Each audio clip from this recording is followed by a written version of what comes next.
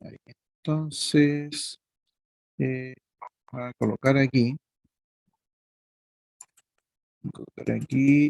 los...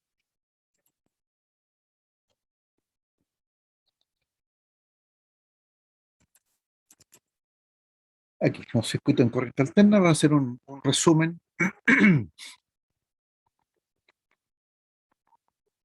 Un resumen de esto. Y por si acaso vamos a dejar aquí al lado el chat.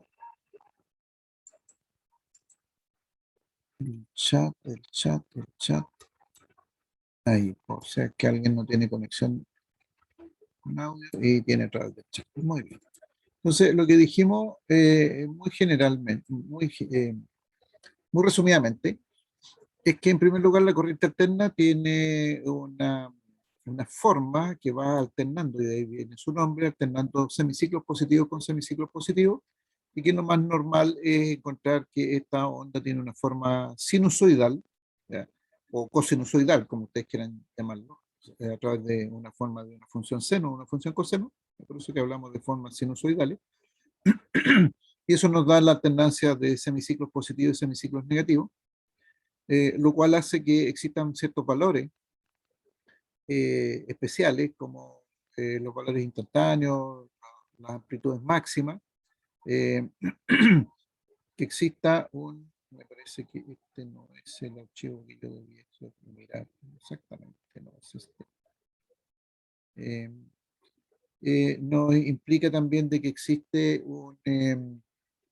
una relación entre los valores máximos y los valores que realmente se utilizan, que son los valores que hemos denominado valores efectivos, y la relación entre ellos es la raíz de 2. Es decir, el valor máximo dividido por la raíz de 2 me daría el valor efectivo, que es el que realmente se puede ocupar de una señal sinusoidal, y que básicamente lo ocupan todos los equipos con los cuales nosotros trabajamos. De hecho, si nosotros medimos, utilizamos instrumentos de medición para medir voltajes, corriente, lo que vamos a medir son valores efectivos, no valores máximos. Eh, y por lo tanto, la gran mayoría de los instrumentos eléctricos que utilizamos, que se utilizan habitualmente, miden valores efectivos en corriente alterna y no valores máximos. El osciloscopio, que es un instrumento especial, sí puede medir valores máximos. Y podemos ver la señal ahí también, la forma de onda. Lo otro que tenemos es lo que denominamos un ángulo de fase inicial, que es un angulito en el cual nosotros, en el momento que nos ponemos a estudiar una señal, puede ser este cero, es decir, que la señal está justo, en el instante que nosotros empezamos a estudiarla, estamos pasando por cero, o bien pasó antes o pasó después por cero. Entonces ahí aparece un ángulo que le hemos denominado un ángulo de fase inicial, beta, y aparece el concepto de fasor, dijimos, de fasor, que era un vector que está en movimiento, y por eso le denominamos fasor, que tiene siempre una dirección en un sentido de giro, y este está constantemente en movimiento, y de ahí nace también la otra forma de interpretar estas señales sinusoidales. Eh, y por lo tanto, lo que nosotros podemos hacer aquí es trabajar o con las funciones en función del tiempo, que es bastante engorroso trabajar con ellos realmente, o bien lo llevamos a una matemática especial, que es pasar el análisis matemático, pasarlo a la función de la frecuencia, o estos diagramas fasoriales que tienen relación con estos fasores que están girando. Para poder comparar dos señales se exige que las velocidades angulares de estos fasores sean la misma, porque si no, no son comparables. Esto es como montar sobre una rueda de una bicicleta, tomar dos o más de estos rayos y hacer girar la rueda. Entonces todos los rayos van a tener la misma velocidad, no pueden tener velocidades distintas. Y de esa manera sí son comparables. Y podemos, dado que existen estas señales que tienen distintos ángulos, entonces podemos hablar de que alguna señal está en adelanto o en atraso respecto de otra, sobre la base de determinar en qué instante de tiempo pasa por un determinado punto. Y ese punto nosotros es como es este ojito que nosotros ponemos aquí. Entonces, respecto de esto, si sacásemos una fotografía en un instante determinado, entonces vamos a tener una cierta velocidad angular, que son la velocidad angular que tienen los fasores, y en esta fotografía nosotros colocamos una referencia y podemos decir entonces sobre esa referencia si alguna de las tres señales va en adelanto respecto de las otras, va en atraso respecto de las otras, y cuál es el ángulo que tiene. Entonces, si nos paramos en la señal aquí, por ejemplo, en esta señal B3, podemos decir que B2 y B1 están en retraso. B2 está alfa grados en atraso respecto de B3 y B1 está alfa más beta grados en atraso respecto de B3. ¿Por qué? Porque B3 pasa primero por este punto, supongamos por este punto, luego pasa B2 y luego pasa B2. O nos podemos parar en B2, ¿ya? Y teniendo el eje X como referencia, puedo decir que B3 está alfa grados en adelanto respecto de B2 y que B1 está beta grados en atraso respecto de B2, porque primero pasó B3 por este punto, luego está pasando B2 y beta grados después va a pasar B2. ¿Ya? Entonces, eso es importante tenerlo presente eh, en este estudio, análisis de las señales sinusoidales o de la señal en corriente alterna y cómo las podemos llevar a estos fasores. Entonces, estos fasores podemos darle un valor eh, de módulo y ángulo. O sea, por ejemplo, aquí yo puedo decir que este fasor B3 tiene un módulo B3 como magnitud y tiene un ángulo alfa respecto del cero. Eh, y como lo podemos llevar a esa representación, también lo podemos pasar entonces en la representación de números complejos. ¿Ya? Y los números complejos, ustedes saben que podemos representarlos en términos polares o en términos rectangulares. ¿Ya? Y por eso estudiamos y por eso utilizamos las matemáticas de los números complejos en esta parte del estudio de la corriente alterna. Luego dijimos que podemos aplicar una señal sinusoidal a los distintos elementos y entonces aparecían unos ciertos desfases en algunos casos y eso lo podíamos medir. Entonces, como conclusión dijimos que si aplicamos una señal sinusoidal a una corriente alterna, a una resistencia, el voltaje y la corriente están en fase, es decir, tienen el mismo diagrama, el mismo desfase angular. No hay desfases entre ellos, decimos que están en fase. Si aplicamos una señal sinusoidal o una corriente alterna, si ustedes gustan, a una inductancia o una bobina, entonces vemos que el voltaje y la corriente se desfasan en 90 grados, donde el voltaje adelanta la corriente, tomando la corriente como referencia, obviamente. Si nosotros tomamos voltaje como la referencia, entonces decimos que la corriente atrasa el voltaje, porque estaría pasando por el punto de referencia 90 grados después. Y en el último caso, en el caso de la capacitancia, si aplicamos una corriente alterna a la capacitancia, entonces podemos decir que también corriente y voltaje se desfasan en 90 grados. ¿Ya? Y si tomamos la corriente como referencia, entonces decimos que el voltaje va en atraso, ¿no? En atraso respecto a la corriente. Por eso es importante determinar quién va en adelanto y quién va en atraso. Ok, eso entonces en los elementos individuales. Y estos elementos individuales dijimos que también los podíamos eh, combinar y para eso aparecían entonces las combinaciones RL serie, RC serie y RLC serie, en donde dependiendo de las magnitudes, RL paralelo, perdón, quería hacer RLC serie. Aquí, dependiendo entonces de las magnitudes de la inductancia y de la capacitancia y de los valores de la frecuencia, entonces vamos a tener una reactancia inductiva o reactancia capacitiva de distintos valores y dependiendo de esos valores, entonces el circuito se va a poder comportar como un circuito que es más inductivo o más capacitivo. ¿Ya? Si el circuito es más inductivo, entonces el ángulo va a ser positivo y por lo tanto el voltaje va a adelantar a la corriente. Si el circuito es más capacitivo, el ángulo va a ser negativo y por lo tanto el voltaje va a atrasar a la corriente. Eso tomando en consideración como referencia a la corriente.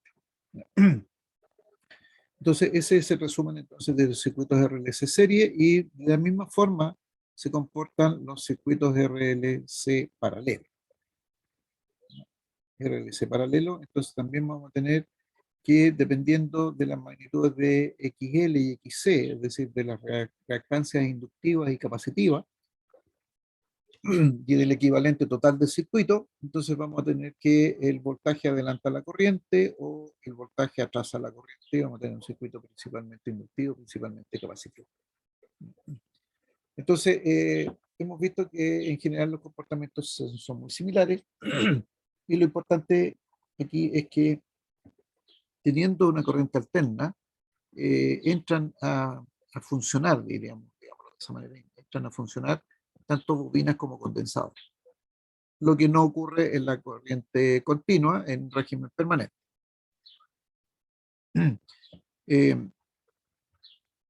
entonces, como aquí sí son válidos el comportamiento de los voltajes y las corrientes, perdón, de las bobinas condensadores, entonces vamos a tener ese desfase angular.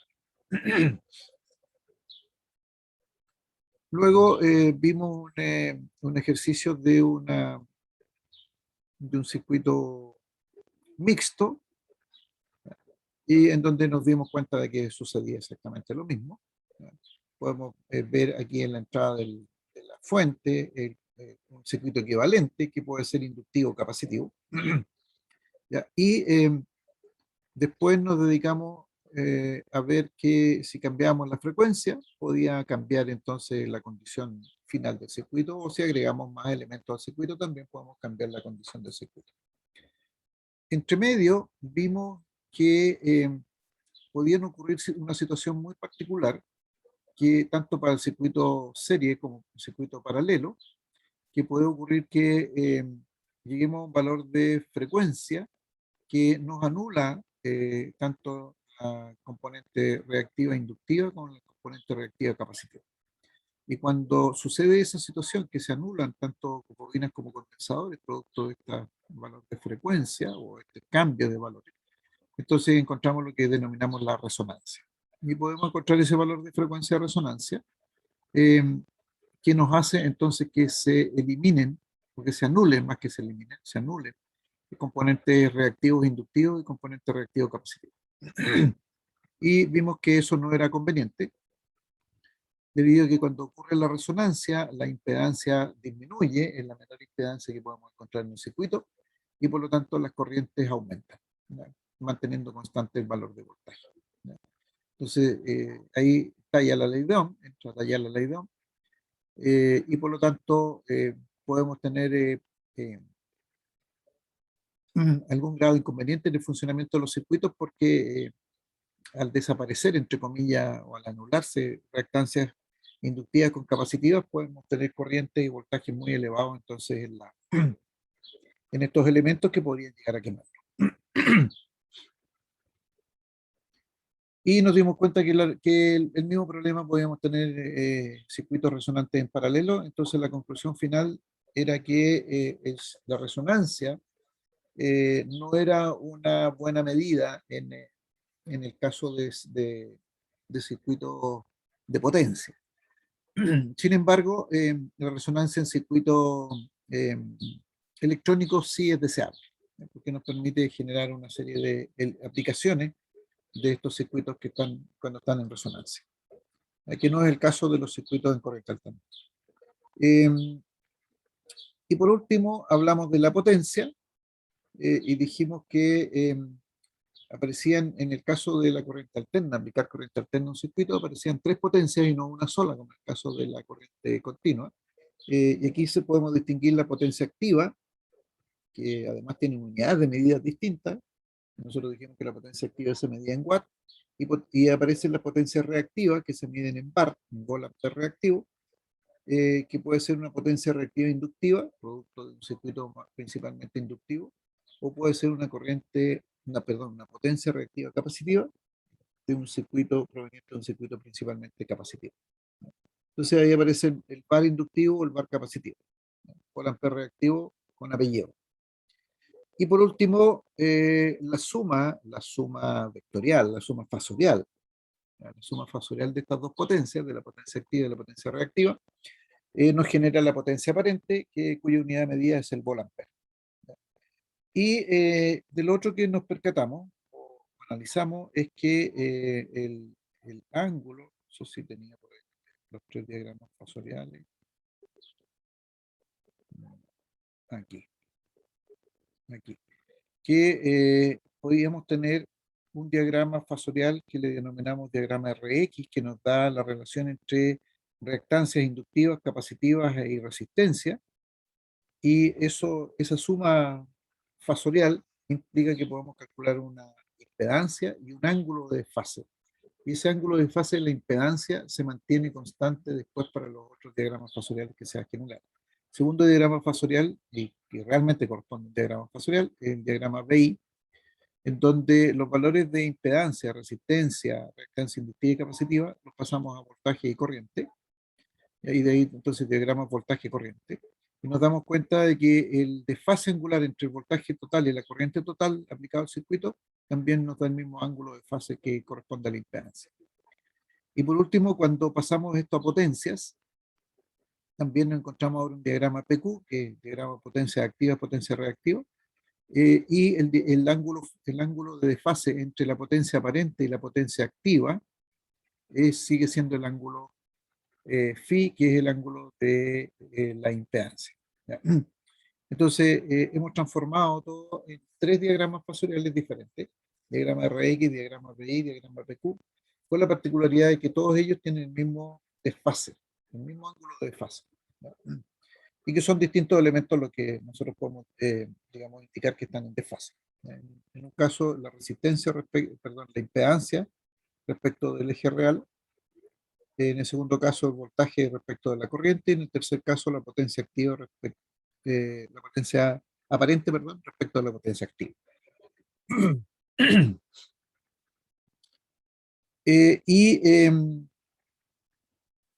Luego vimos que entonces, en el caso de las potencias, podíamos calcular lo que hemos denominado el triángulo de potencia, es decir, podemos calcular en el circuito completo, en cada una de las ramas, cómo se comportan las potencias, las tres potencias: activa, reactiva y aparente, y el ángulo de fase entre ellos, y a eso le denominamos eh, triángulo de potencia.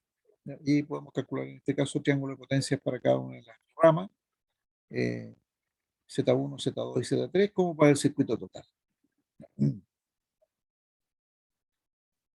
Y por último, tomando en consideración los diagramas fasoriales y los ángulos de desfase, dijimos que este ángulo de fase está normado en nuestro país. Existe una ley que lo norma, y esa ley dice que eh,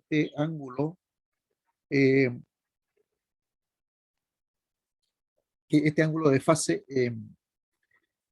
debiese ser menor a 0,93 inductivo. Es decir, hay un ángulo positivo que debiese ser, el factor de potencia debiese ser menor a 0,93, o el coseno del ángulo que se forma, entonces debiese ser a 0,93. En otras palabras, debiésemos tener un ángulo menor a 21,56 grados. Esto porque valores más altos de ángulos mayores nos implica entonces problemas en el funcionamiento de las redes, que también se conoce, hoy día se están, o se han utilizado también para definir el concepto de calidad de la energía eléctrica. Y entonces ese ángulo de fase, o ese factor de potencia, que corresponde al coseno del ángulo, eh, debe ser menor a los 21,56 o menos, perdón, mayor a los 21,56 grados o menor a los 0,93. Y entonces, si no se cumple con la legislación, podemos hacer la corrección del factor de potencia. Y para hacer esa corrección del factor de potencia, pensando que la mayoría de los ángulos provienen de un circuito inductivo, por lo tanto los ángulos son positivos, entonces la forma de poder corregir ese factor de potencia es aplicando eh, un condensador. Y eso va a hacer que el ángulo yo lo pueda disminuir. Y eso implica poder conocer entonces cuál es la potencia reactiva, capacitiva que hay que aplicarle al circuito completo. Y por ello mostramos esta formulita que está aquí ahora. Eh, y también podemos saber entonces cuál es el valor de la capacitancia que hay que colocar para poder obtener esa potencia reactiva, capacitiva, que nos va a hacer compensar el factor de potencia o corregir el factor de potencia. Si bien este es un cálculo estático, se ha usado por mucho tiempo. En rigor, lo que se empieza a usar ahora son bancos de condensadores, porque los factores de potencia no son necesariamente estáticos, son más bien dinámicos. y obedecen a la cantidad de motores que se vayan incorporando en un determinado momento en una industria. En general, en una industria no parten todos los motores simultáneamente, sino que hay eh, digamos, una dinámica. Hay motores que parten en un instante, otros que parten después, entonces el factor de potencia nunca es un valor constante. Pero para los efectos de lo que a ustedes les interesa, podemos pensar de que este ángulo de fase o esta corrección es un valor fijo. Los eléctricos eh, aplicarán la dinámica que existe aquí. Y eso es todo. Hasta ahí hemos llegado. Hasta ahí hemos llegado. Eso es lo que hemos estado realizando en esta parte del curso. Ya. Consultas, comentarios, bastante genérico lo que hice, lo reconozco. Eh, pero esa es la línea que hemos seguido en el caso de la aplicación de la corriente alterna a los circuitos eléctricos. Todo súper claro, profe. A pesar de lo súper resumido que lo hice. No, sí, pues sí, se entiende. Sí, estamos claros. Y fíjense que con esto vivimos todos los días. ¿Ah? No es menor todo esto que estamos viendo aquí, porque con esto vivimos todos los días. Esto nos da los dolores de cabeza a los eléctricos, fundamentalmente, pero esta es la forma de vivir cotidianamente que tenemos. De eso hemos estado hablando. ¿Alguna duda, alguna consulta, algo que quieran aclarar más específicamente?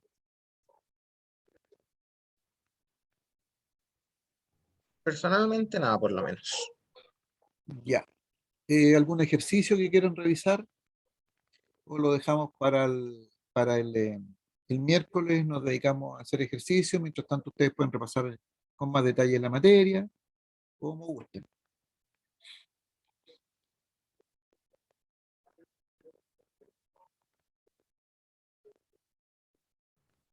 Sí, me parece, para que el miércoles podamos hacer ejercicios.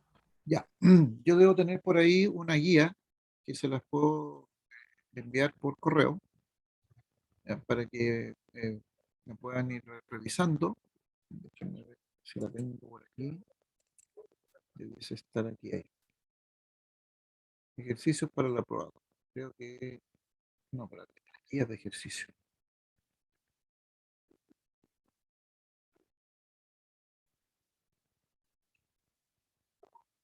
No, sí,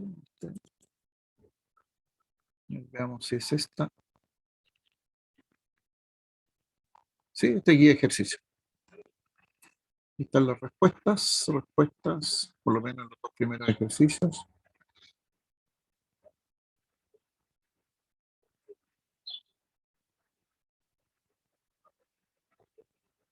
6, 7 y 8 ejercicios. Sí, por lo menos está todo cubierto.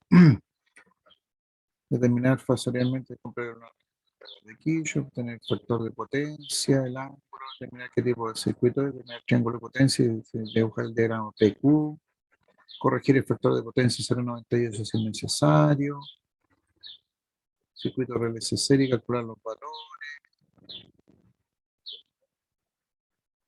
si cambia el voltaje de esta forma, calcular la frecuencia de resonancia, de una aparato condensador para corregir el factor de potencia. Sí, aquí hay elementos en paralelo y serie, corregir el factor de potencia, obtener el triángulo de potencia, calcular la impedancia, circuito de RL, dibujar el diagrama RX, calcular corriente eficaz. Sí, cubre todo lo que hemos visto, determinar el valor de condensado para corregir el factor de potencia, 0,98 si es necesario.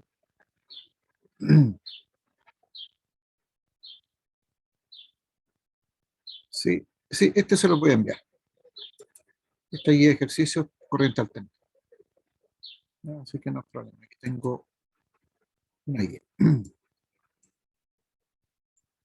Entonces, esto se lo voy a enviar por el correo y para que lo tengan ahí y puedan trabajar con ello. Y de esta misma podemos ir resolviendo o dando las indicaciones de cómo resolver los ejercicios miércoles. Y la prueba la dejamos entonces para la semana siguiente. El próximo lunes partiríamos con sistemas trifásicos, que es la última unidad que nos queda.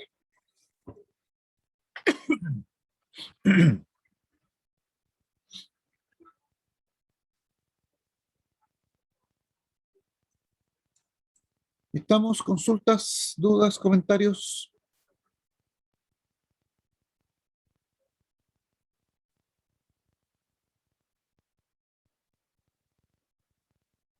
Gracias, profe, por enviar la guía. Va a ser harto para hacer Sí, sí, ejercicio. sí, la voy a enviar. Tengo un minuto, la puedo enviar al tiro. Aquí tengo que cargar. Tengo un minuto, la envío al tiro mejor para no. eh, Tengo que cargar fundamentos. Aquí tengo todo. Aquí están todos los correos.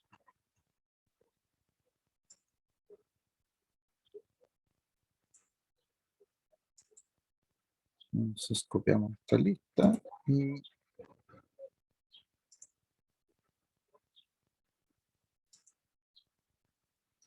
aquí estamos. Aquí es. Entonces, Gmail.